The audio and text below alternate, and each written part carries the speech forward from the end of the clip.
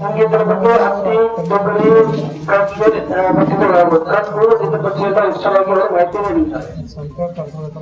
ಈಗ ವಿಕಸಿತ ಕೃಷಿಯನ್ನು ಸ್ವಲ್ಪ ನೋಡ್ಬೇಕಂದ್ರೆ ಆ ಗುರಿಗೆ ನಾವು ರೀಚ್ ಆಗ್ಬೇಕಂದ್ರೆ ನಮ್ಗೆ ವಿಕಸಿತ ಕೃಷಿಯನ್ನು ಬಹಳ ಇಂಪಾರ್ಟೆಂಟ್.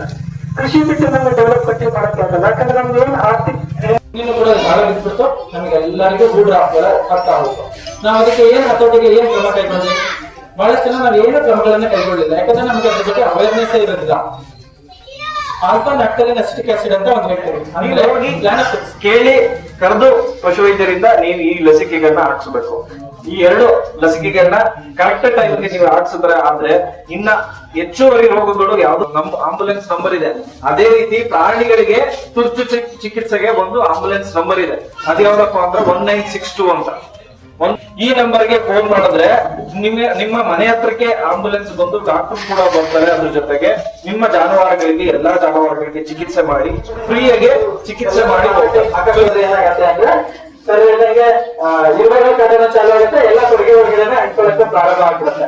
ಸೊ ಇದನ್ನ ನಾವು ತಿಳ್ಕೊಬೇಕಾಗುತ್ತೆ. ಆಯ್ತು, ಇದಾದ್ಮೇಲೆ ಇನ್ನೊಂದೇ ಸಮಸ್ಯೆ ಅಂತ ಏನಂದ್ರೆ ಹೇಳಿ, ಹೂವಿಂದ ಕಾಯಿ ಆಗುವಾಗ ಏನ್ ಸಮಸ್ಯೆ ಅಂತ ಹೇಳಿ ನಾನು ಕಾಯಿ ಕೊರಕ ಬರುತ್ತಲ್ವಾ? ಹೂ ಬರುವಾಗ ಅಥವಾ ಕಾಯಿ ಬರುವಾಗ ಕಾಯಿ ಕೊರಕ ಬರುತ್ತೆ. ನಾವು ಅದನ್ನ ಹತೋಟಿಗೆ ಏನ್ ಕ್ರಮಗಳು ಹೊಡಿತೀವಿ, ಏನೇನು ಔಷಧಿ ಹೊಡಿತೀವಿ ಹೇಳಿ? ಗಿಡಗಳಿಗೆ ಲಭ್ಯತೆ ಮಾಡುತ್ತೆ. ಅದನ್ನು ಹೇಗೆ ಬಳಕೆ ಮಾಡಬೇಕು ಅನ್ನೋದು ನಮಗೆ ಅರಿವಿಲ್ಲ. ಅದೇ ಒಂದು ಪ್ರಾಬ್ಲಮ್ ಆಯ್ತಾ.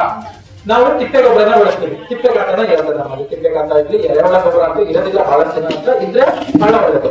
ತಿಪ್ಪೆ ಗಾತ್ರ ಏನಿರುತ್ತೆ ಅದಕ್ಕೆ ನೀವು 100 kg ತಿಪ್ಪೆ ಗಾತ್ರ ಇದೆ ಅಂದ್ರೆ ಉದಾಹರಣೆ 1 kg PSB 1 kg KSB ಅಂದ್ರೆ ಫಾಸ್ಫರಸ್ ಸಾಲಿಬ್ಲೇಸಿಂಗ್ ಬ್ಯಾಕ್ಟೀರಿಯಾ, ಪೊಟ್ಯಾಷ್ ಸಾಲಿಬ್ಲೇಸಿಂಗ್ ಬ್ಯಾಕ್ಟೀರಿಯಾ.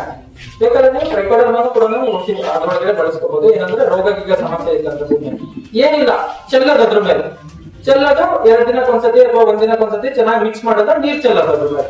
ನೀರ್ ಹೇಗ್ ಚೆಲ್ಬೇಕು ಅಂದ್ರೆ ನೀರ್ ಚೆಲ್ಲಿ ಅಂದ್ರೆ ಬಹಳ ನೀರಲ್ಲ, ಸ್ವಲ್ಪ ಅಷ್ಟೇ ನೀರು.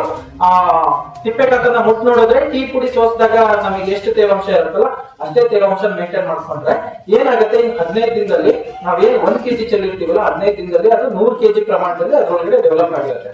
ಅದನ್ನ ನಾವು ಭೂಮಿಗೆ ಹಾಕಿ ನೀರು ಬಿಟ್ಟಾಗ ಏನಾಗುತ್ತೆ, ಆ ಅಂಶಗಳು ಏನು ಮಣ್ಣು ತಿಪ್ಪೆ ಖಾತದಲ್ಲಿ ಡೆವಲಪ್ ಆಗಿರುತ್ತೆ ಆ PSB KSB ಬ್ಯಾಕ್ಟೀರಿಯಾಗಳು ಮಣ್ಣೊಳಗಡೆ ಸೇರ್ಕೊಳ್ಳುತ್ತೆ. ಇಮಿಡಿಯೇಟ್ ಏನ್ ಮಾಡುತ್ತೆ, ಮಣ್ಣಲ್ಲಿ ಇರುವಂತ ಫಾಸ್ಫರಸ್, ಅಧಿಕ ಇರುವಂತ ಫಾಸ್ಫರಸ್, ಅಧಿಕ ಇರುವಂತ ಪೊಟ್ಯಾಷ್ ಗಳನ್ನ ಏನು ಅನ್ನದಿಂದ ಅಕ್ಕಿಯಿಂದ ಅನ್ನ ಆಗಿ ಕನ್ವರ್ಟ್ ಮಾಡುತ್ತೆ ಅಂತ ಹೇಳಿದ್ರೆ ಹಾಗೆ ಇನ್ ಅವೈಲಬಲ್ ಫಾರ್ಮ್ ಆಗಿರುವಂತ ಫಾಸ್ಫರಸ್ ಪೊಟ್ಯಾಷ್ ನ ಗಿಡಗಳಿಗೆ ಲಭ್ಯತೆ ಮಾಡುತ್ತೆ. ಇದು ನೈಸರ್ಗಿಕವಾಗಿನೇ. ಮಣ್ಣೆ ಉಳಿಲಿಲ್ಲ ಅಂತಂದ್ರ ನಮ್ಗೆ ಉಣ್ಣಾಕ ಅನ್ನಾನು ಸಿಗಲ್ಲ, ಇಳುವರಿನೂ ಕುಂಠಿತ ಅಂತ ಹೇಳಿ ಕೇಂದ್ರ ಸರ್ಕಾರ ಏನ್ ಮಾಡಕತ್ತದ ಅಂದ್ರೆ ಸಾವಯವ ಕೃಷಿ ಅಂತ ನೈಸರ್ಗಿಕ ಕೃಷಿ. ಮೊದಲೆಲ್ಲ ರೈತರು ಏನ್ ಮಾಡ್ತಿದ್ವಿ, ನಾವು ತಿಪ್ಪಿ ಗೊಬ್ಬರ ಹಾಕ್ತಿದ್ವಿ. ನಮ್ಗೆ ಈ ತರ ಡಿಯುರೆ DAP ಅದು ಏನು ಸಿಗ್ತಿರ್ಲಿಲ್ಲ. ಈಗ ಏನಾಗೈತಿ, ಇತ್ತೀಚೆಗೆ ಹೆಚ್ಚಿಗೆ ಇಳುವರಿ ಪಡೆಸಲಿಂದ ಗೊಬ್ಬರ ಕೀಟನಾಶಕ ಜಾಸ್ತಿ ಮಾಡೋ ಸಲಿಂದೆಲ್ಲ ಪರಿಸರ ಮೇಲೆ ಮಣ್ಣಿನ ಮೇಲೆ ಹಾನಿ ಉಂಟಾದ ಸಲುವಾಗಿ ಈಗ ಕೇಂದ್ರ ಸರ್ಕಾರ ಏನ್ ಮಾಡೋದು, ನೈಸರ್ಗಿಕ ಕೃಷಿ ಮತ್ ಮರಳಿ ಮಣ್ಣಿಗೆ ಅಂತೇಳಿ ಮತ್ ಹಳಿ ಕಾಲ ಮತ್ ಹೊಸ ತರಬೇಕಂತ ಹೇಳಿ ನೈಸರ್ಗಿಕ ಕೃಷಿ ಅಂತ ಹೇಳಿ ಈಗ ಈ ವರ್ಷದಿಂದ ಚಾಲೂ ಮಾಡಾಕತ್ತೈತಿ.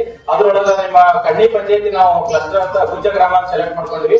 ಇಲ್ಲಿ ನಾವು 125 ಮಂದಿ ರೈತರಿಗೆ ಅಂದ್ರೆ ಈಗ ಏನಾಗುತ್ತೆ, ಒಂದೇ ದಿನ ಈಗ ರೈತರದ್ದು 5 ಎಕರೆ 10 ಎಕರೆ ಒಮ್ಮೆ ನೀವು ಸಾವಯವ ಮಾಡ್ರಿ ಅಂತಂದ್ರ ಒಂದೇ ಸಲ ಪ್ರಾಬ್ಲಮ್ ಆಗ್ಬೋದು ಅಂತ ಹೇಳಿ ಒಂದ್ ರೈತರಿಗೆ 1 ಎಕರೆ ಅಂದ್ರೆ 125 ಜನ ರೈತರಿಗೆ 1 ಎಕರೆ ಡೆಮೋ ಮಾಡಿ ತೋರಿಸಿ ಅದ್ರಾಗ ಏನಾದ್ರು ಒಂದ್ ಸ್ವಲ್ಪ ನಾವು ಯೂರಿಯಾ ಗೊಬ್ಬರ ಕಮ್ಮಿ ಹಾಕಿಸಿ ಬೆಳೆ ಚಲೋ ಬರ್ತದಂತ ಒಂದು ಟ್ರೈನಿಂಗ್ ಕೊಡ್ತೀವಿ. ಅದ್ರ ಸಲಿಂದ ಕಡ್ನಿ ಪಂಚಾಯತಿ ನಾವು ಸೆಲೆಕ್ಟ್ ಮಾಡ್ಕೊಂಡ್ವಿ. ಯಾರ್ಯಾರು ಆಸಕ್ತ ರೈತರು ಸಾವಯವ ಕೃಷಿ ಮಾಡೋರಿದ್ರಿ ಅಂತಂದ್ರ ನಮ್ಮ ಇವ್ರು ಅನುಭವ ಯಾರು ಭೋಗೇಶದಲ್ಲ ಅವರಲ್ಲಿ ಹೆಸರು ಬಳಸ್ರಿ. ಇಲ್ಲಿ 125 ಜನ ಬಳಸಿದ್ರೆ ಈ ವರ್ಷ ನಿಮ್ಮ ಕಡ್ನಿ ಪಂಚಾಯತಿಯಲ್ಲಿ ನಾವು ಈ ಪ್ರೋಗ್ರಾಮ್ ಮಾಡ್ತೀವಿ.